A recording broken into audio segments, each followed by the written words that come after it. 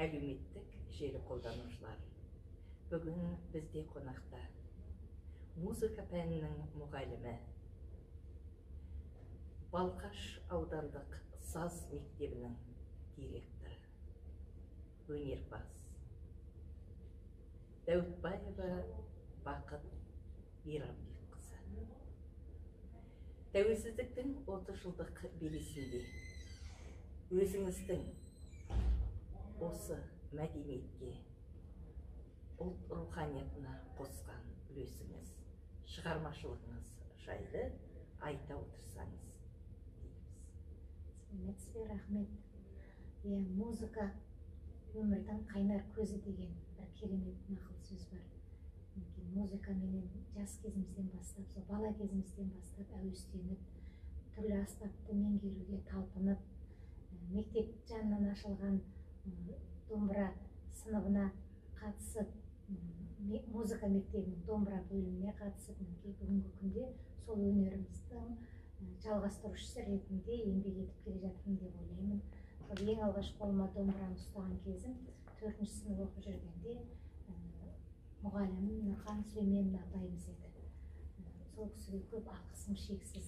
Әрине, музыкаға әуестену деген бұл жас кезден келеді деген нағашы жағынан көбінесе тартады деп жатады ғой. Сол кішкене бір дұрысырақ сияқты. Менің нағашы апам, Сәрсенбике деген апам, айтыскер ақын болыпты. Небір айтыстарға қатысқан екен жас кезінде. Сол кісіден біраз үйренген, өнердің саласына жұмыс істеді ғой. Соны үйренгеніміз бар, содан алған білім, тәрбиеміз бар. Ұштасып, жоғары оқу орнын бітіріп, өзіміздің ауданға келіп, туған жерге келіп, сол өнерлі ұрпақты, шәкіртті тәрбиелеуге көп еңбек етіп жатырмыз деп.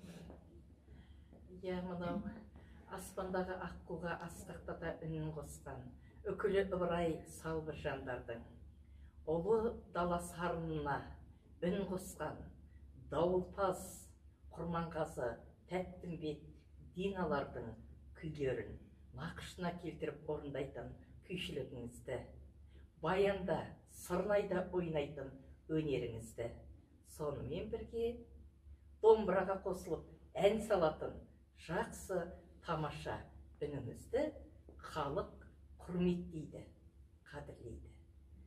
Бүгінгі жиында осы сыбақатта сіздердің отбасыларыңыз жалпы өнерлі отбасы. Бір ән салып берсеңіз деп қолқа саламыз. Рахмет. Енді әнді айтпас бұрын жаңағы өзім ұжым туралы айтқым келіп отыр.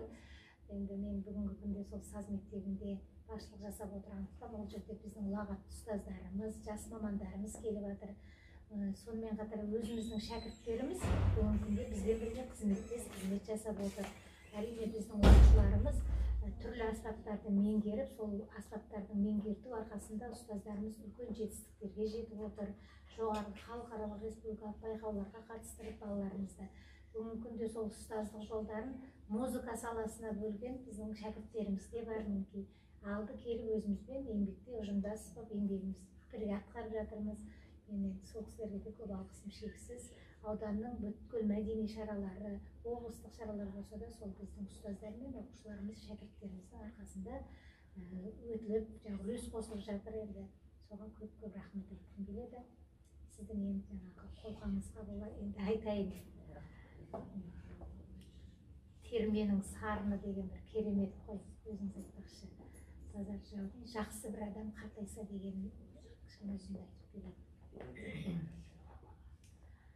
Жақсы бір адам қартайса көкірегі қат болар, жаман бір адам қартайса бықсып бір жанған от болар. Жақсы қария белгі сау жанып бір тұрған шоқ болар, жаман бір қария белгісі қайраңдап тұрған сор болар. Әдепті өскен бозбалар қалып өскен тау болар.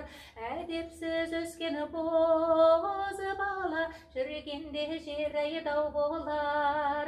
Жақсының ерсең қасына әдепті тәлім аларсың. төбенің шығып басына дәулет құс қонар басыңе.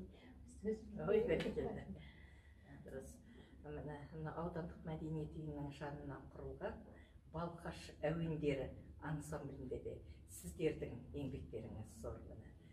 Керемет тамаша мерекелік концерттердің, жиындардың бет-пердесін ашып жүрген өнерпаздарыңыз, сіздің деншілігі шәкірттеріңіз. Біз сол үшін қуанамыз. Ал енді бүгінгі сұхбат соңында сізге айтарымыз барша өнерсүйер қауымның атынан. Отбасыңызға амандық тілейміз, жаныңызға жақсылық тілейміз. Шығармашылық еңбегіңіз толағай, нұрлы табыстарға жалғаса берсін. Береке, бірлік, ырыс